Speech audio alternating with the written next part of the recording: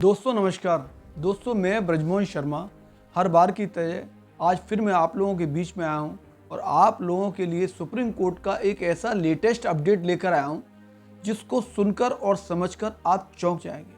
दोस्तों जो मेरे मित्र मेरे अभी यूट्यूब चैनल से नए जुड़े हैं प्लीज़ वो मेरी वीडियो को लाइक करें और सब्सक्राइब करें। दोस्तों आज मैं आपको सुप्रीम कोर्ट का एक ऐसा चौंकाने वाला फैसला बताने जा रहा हूं जो देश में और समाज में वाकई एक काबिले तारीफ फैसला है। दोस्तों आप मेरी वीडियो में कंटिन्यू बने रहना, अंत तक बने रहना। मैं फैसले की प्रत्येक बारीकी को बड़े सत्य व सही तरीके से आपको समझाऊंगा और बताऊंगा। दोस्तों हमारे समाज में ये देखा गया है कि पति की मृत्यु के बाद उसकी विधवा पत्नी को ससुराल में बोझ समझा जाता है। कई बार उन्हें घर से भी निकाल दिया जाता है, किसी प्रकार का उसे अधिकार भी नहीं दिया जाता, उसका हक भी नहीं दिया जाता, उसके अधिकारों से उसे वंचित कर दिया जाता है। लेकिन सुप्रीम कोर्ट ने उन महिलाओं के लिए एक ऐसा शानदार और जानदार ऐतिहासिक और सख्त फैसला सुनाया है जो उस महिला के लिए देश में ढाल बनेगा और उसका सुरक्षा कवच बनेगा जिस पत्नी ने अपने पति को खो दिया है। सुप्रीम कोर्ट ने स्पष्ट कहा है, क्लियर कहा है, ससुर की मृत्यु के बाद भी एक विधवा बहू उनकी संपत्ति से भरण पोषण यानी कि मेंटेनेंस की कानूनी हकदार है। दोस्तों बहुत ही क्लियर कहा है और सटीक फैसला दिया है। आज के इस वीडियो में मैं फैसले की बारीकी को बड़े सही तरीके से आपको समझाऊंगा। सबसे पहले ये समझते हैं कि ये पूरा मामला था क्या। सुप्रीम कोर्ट में एक केस आया जिसका नाम है कंचन राय वर्सेस गीता शर्मा। अभी जनवरी 2026 का लेटेस्ट जजमेंट है।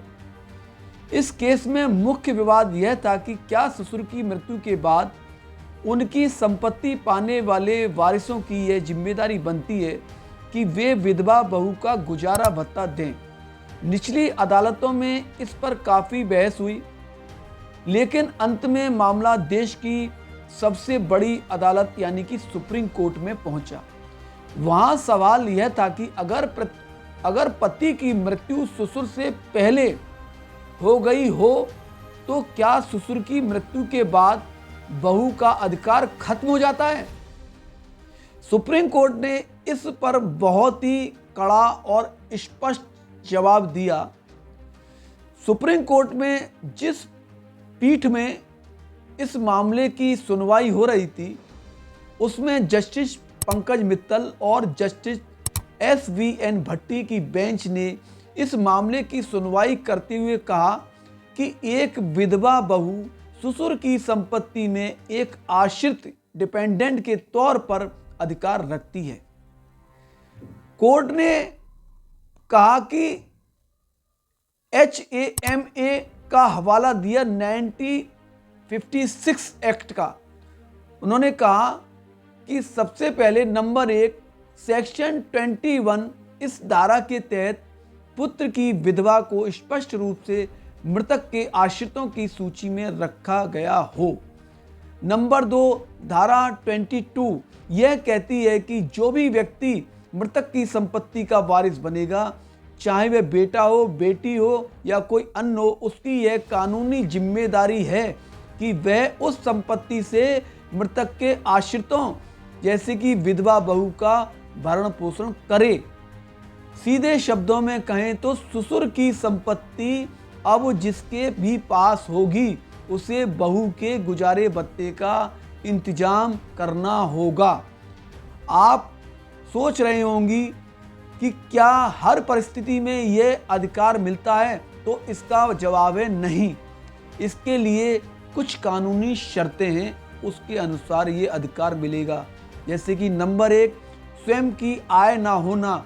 अगर बहू के पास अपनी कमाई का कोई जरिया नहीं है और वह अपना गुजारा करने में असमर्थ है तब। नंबर 2, पति या बच्चों की संपत्ति। यदि उसे अपने स्वर्गीय पति या अपने माता पिता या अपने बेटा बेटी की संपत्ति से गुजारा भत्ता नहीं मिल रहा हो तब। नंबर 3, पुनः विचार, पुनः विवाह। यह अधिकार तब तक ही रहता है जब तक महिला ने दूसरा विवाह ना किया हो। एक और महत्वपूर्ण बात है जो मैं आपको समझा रहा हूं, सुप्रीम कोर्ट ने स्पष्ट किया है कि भले ही ससुर ने अपनी संपत्ति की वसीयत किसी और के नाम कर दी हो, तब भी वह संपत्ति मेंटेनेंस के दायित्व से मुक्त नहीं होगी। यानी कि वसीयत होने के बावजूद भी जिसके नाम वसीयत हुई है उसको भी उसकी बहू को, विधवा बहू को मेंटेनेंस का खर्चा, भरण पोषण का खर्चा देना ही होगा। दोस्तों, यह फैसला सिर्फ कानूनी नहीं बल्कि इसके गहरे सामाजिक मायने भी हैं। कोर्ट ने हमारे प्राचीन संस्कारों, नैतिक मूल्यों का भी जिक्र किया है। कोर्ट ने माना है कि हिंदू समाज में एक परिवार के बुजुर्गों की संपत्ति का उपयोग केवल निजी स्वार्थ के लिए नहीं बल्कि परिवार के उन सदस्यों के संरक्षण के लिए होना चाहिए जो अपना ख्याल नहीं रख सकते। यह फैसला उन महिलाओं को आत्मसम्मान और वित्तीय सुरक्षा देता है जिन्हें अक्सर पति के जाने के बाद समाज में बेसहारा छोड़ दिया जाता है। अब कोई भी ससुर का वारिस यह कहकर अपना पल्ला नहीं झाड़ सकता कि बहू का इसमें कोई लेना देना नहीं है इस संपत्ति में। दोस्तों, मैंने इस वीडियो में इस फैसले की हर बारीकी को बड़े सत्य व सही तरीके से समझा है। दोस्तों, अगर ये मेरी वीडियो आपको अच्छी लगी हो तो मेरी इस वीडियो को लाइक करें, सब्सक्राइब करें, शेयर करें। और दोस्तों, अगर आपके पास समाज में कोई ऐसी समस्या है जिसकी वीडियो बनाने से देश हित में बहुत बड़ा फायदा हो सकता है, तो आप उस समस्या को मेरे कमेंट्स बॉक्स में बेधड़क लिख सकती हैं। ये चैनल आपका है।